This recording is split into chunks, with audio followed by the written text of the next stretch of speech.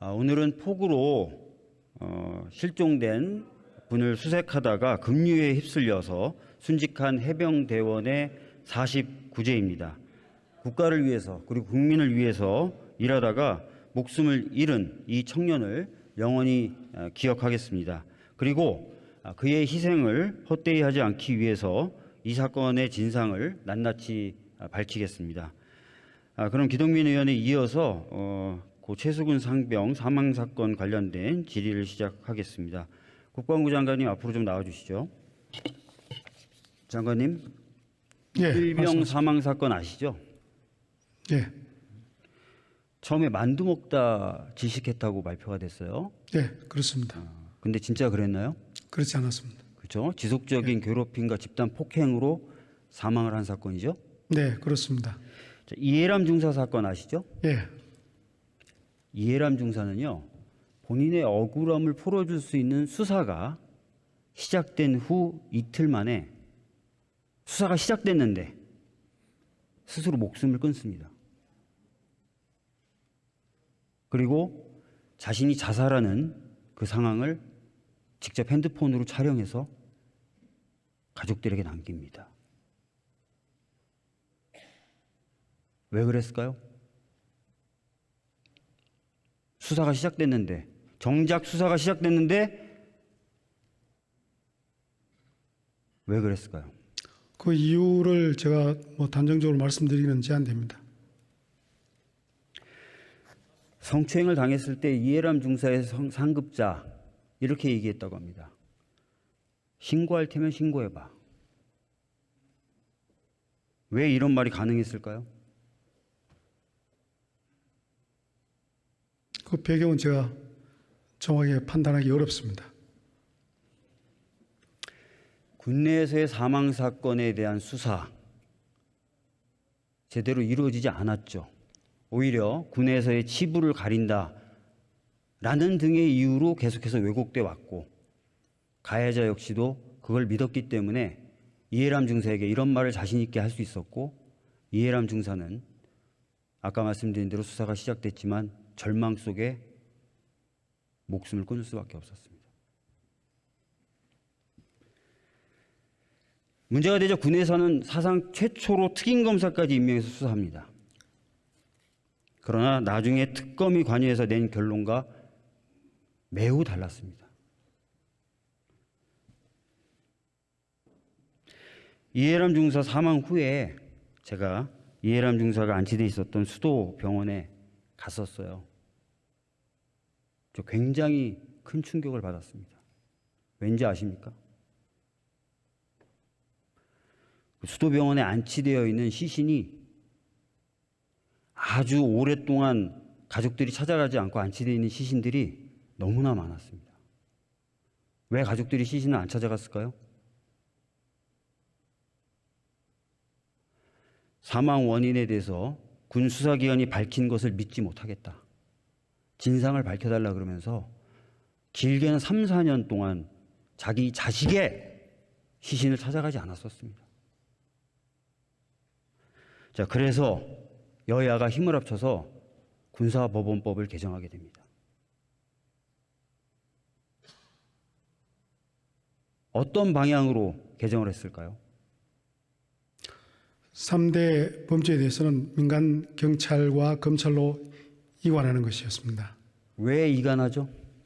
중대한 범죄라고 보고 거기에 대한 수사의 공정성, 재판의 공정성이나 투명성을 높이기 위해서 그렇다고 저는 이해를 하고 있습니다. 네, 어렵게 말씀하셨지만 쉽게 얘기하면 군에서의 개입을 배제하겠다. 특히 지휘부의 간섭을 배제하겠다라는 취지였습니다. 알고 계시죠? 네, 그렇습니다. 네. 근데 법을 개정할 때 법문에 그런 걸 최대한 담으려고 노력했지만 법문원에는 담을 수 있는 한계가 있습니다. 그걸 보통 법 기술의 한계다라고 부릅니다. 보통 그래서 부족한 부분은 해석을 통해서 메우게 됩니다. 이 정도는 알고 계시죠? 네, 그렇습니다. 네. 자, 법 해석의 첫 번째 기준으로 들고 있는 것은 보통 입법자의 의도입니다. 그걸 알고 계시죠? 예, 입법의 취지라는 거 저는 이해하고 그렇습니다. 있습니다. 정확하게 말씀해 주셨습니다. 자, 이 법을 개정함에 있어서의 입법 취지는 과연 어땠는지 한번 보여드리도록 하겠습니다. 자, 보시면 이 법의 해당 조항, 민간 수사기관으로 이첩해야 된다는 조항을 심의하면서 법무부 차관이 이렇게 얘기합니다. 법률적 용어로서의 인지란 단어가 인지하면 이첩하게 돼 있으니까 아니면 사실상 발견한 건지 이런 부분이 좀 헷갈린다라고 문제를 합니다. 그래서 제가 이렇게 얘기합니다. 그냥 사실을 알면 바로 딱 신속하게 이렇게 얘기하고 법무부 차관뿐만 아니라 국방부 차관에게까지도 동의를 받습니다. 그러면서 의사록에 명확히 기재하겠다라고 했습니다. 자, 법률적 용어로서의 인지가 아니다라고 분명히 기재가 되어 있습니다. 자, 강성국 차관이 법률적 인지와 구분해서 물어보자 법률적 인지가 아니다라고 제가 확인을 하죠. 그렇죠? 제가 앞에 문장을 자세히 못 봤습니다. 저희들은 법률적 인지로 이해를 하고 있는데 아닙니다. 강성국 차관이 법률적 인지와 사실을 그냥 인식하는 부분을 두 개로 나눠서 질문합니다. 그래서 제가 법률적 인지가 아니라 사실을 확인하면 바로 딱이라고 얘기합니다. 아셨죠? 네, 말씀하십시오. 네. 예. 자, 바로 딱 신속하게. 바로도 아니고 딱도 아니고 신속하게도 아니고 바로 딱 신속하게입니다. 그리고 범죄 사실을 알면 바로 딱 신속하게입니다. 예, 자, 장관님, 범죄 사실을 아는 주체가 누굽니까 여기서? 아는 주체는 우리 군 수사위입니다. 그렇죠. 예, 초기 조사는 군 맞습니다. 수사위이 하기 때문에 예, 그렇습니다. 규정도 그렇게 판단하는 돼 있고 거예요. 법문도 그렇게 돼 있습니다. 예, 그렇습니다. 수사기관이 예, 사실을 알면 바로 딱 신속하게입니다. 예, 그렇습니다. 예. 장관이 알면입니까? 아닙니다. 부대장이 알면입니까? 그렇지 않습니다. 그죠? 수사기관이 예, 수사기관이 알면 됩니다. 알면 바로 그러나- 딱 신속하게죠. 그러나 그 사망 사건이 범죄 사실이 있는지, 범죄 혐의가 있는지 없는지 판단하기 위해서는 기본적으로 조사를 해야 되지 않습니까? 조사를 하고 법리 판단을 해야 되지 않습니까? 그 과정에 시간이 걸린다는 겁니다. 그래서 지난 1년 4개월 동안 전체 6건이 있었지 않습니까? 전부 보면은 2달에서 3달이 소요됐습니다. 자, 그래서 의원님께서도 물론 그 법 개정 과정에서 관여를 하셨지만은 장관님. 저희 국방부 법무관리관도 예. 지금 장관님의 방금 하신 말씀하고도 배치되는 말씀을 하시고 계시는 거예요. 자, 수사기관이 주체라 그랬죠? 네, 그렇습니다. 여기 어디 장관이 들어가 있습니까? 그래서 제가 거기에 대해서는 여기 장관이 어디 있어요? 제가 그래서 조사를 한 건 여기 아니에요. 사령관이 어디 있고? 그렇지만은 장관은 자, 지휘 감독할 권한이 있지 않습니까? 그렇지 않습니다.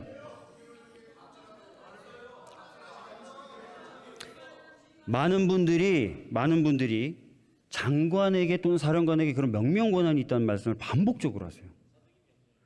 장관님, 법률이 우위입니까? 장관의 명령이 우위입니까? 법률이 위입니다. 예, 당연하죠. 예, 그렇습니다. 법률이 뭐라고 돼 예, 있어요? 법에 근거해서 명령을 하는 겁니다. 예, 법률이 여기 뭐라고 돼 있어요? 아까 제가 규정도 보여드리고 했잖아요.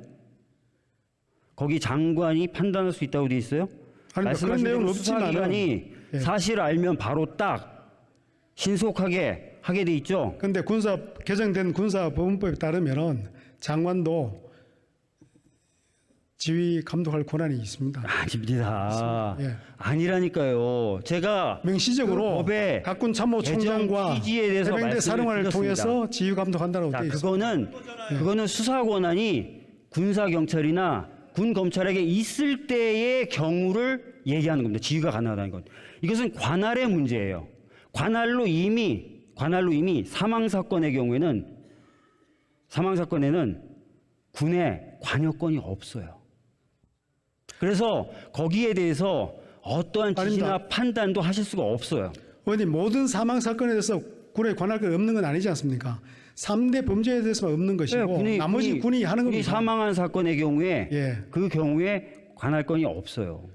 그러니까 그 원인 제공을 한 그 행위가 있느냐를 판단하기 위해서 그 판단의 주체를 제가 아까 흥분해서 말씀드렸지만 장관이라고 법에 돼 있지 않다니까요. 그렇습니다. 장관이 하는 게 아니라 검찰이 하도록 돼 있고 그렇습니다. 검찰이 하게 돼 있어요. 그리고 그렇죠. 예. 판단이 쓰는 순간 바로 딱 지적시 신속하게 위반하는 겁니다. 예. 넘기게 돼 있습니다.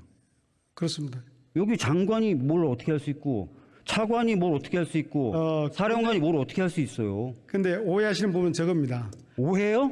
예, 제가 저 말씀드린 법을 제가 대표 발의했고요. 예. 제가 법을 심사한 게 저고요.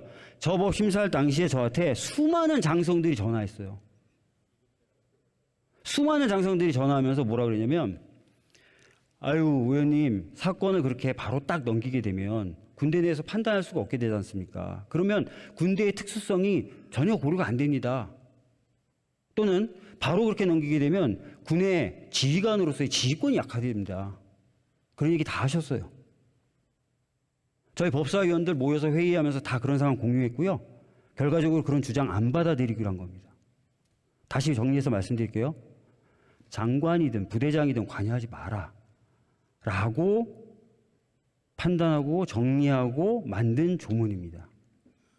의원님, 그 수사에 대해서 장관이 구체적으로 관여는 하지 않지 않습니까? 아니요? 이번 경우는 아니요? 이번 경우는 이번에 다른 분명히 문제입니다. 그렇게 얘기하셨죠. 수사에 관여하는 건 아니고 이번에 분명히 재검토 지시하셨죠.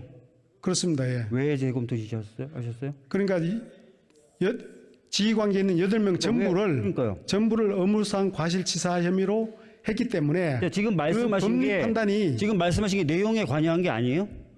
바로 그거예요. 아니 하지 말라는 거예요.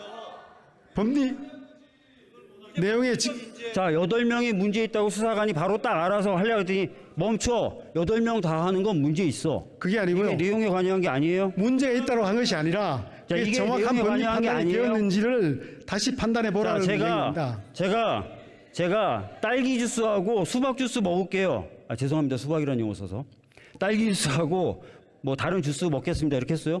근데 갑자기 재검토하래요. 주문하지 말래요. 주문 넣지 말래요. 이 얘기는 뭐예요? 간섭이고 주문 바꾸라는 거잖아요. 자, 그래서 지금 장관님이나 많은 사람들이 하는 얘기가 죄송한 말씀이지만 저한테는 말장난으로 느껴져요.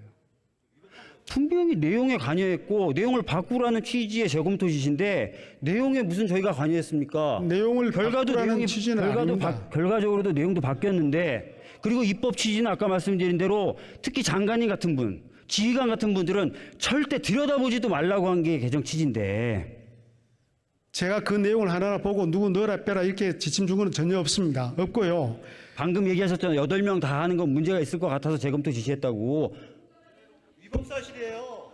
안 되는 걸 하신 겁니다. 안 되는 제가 것을.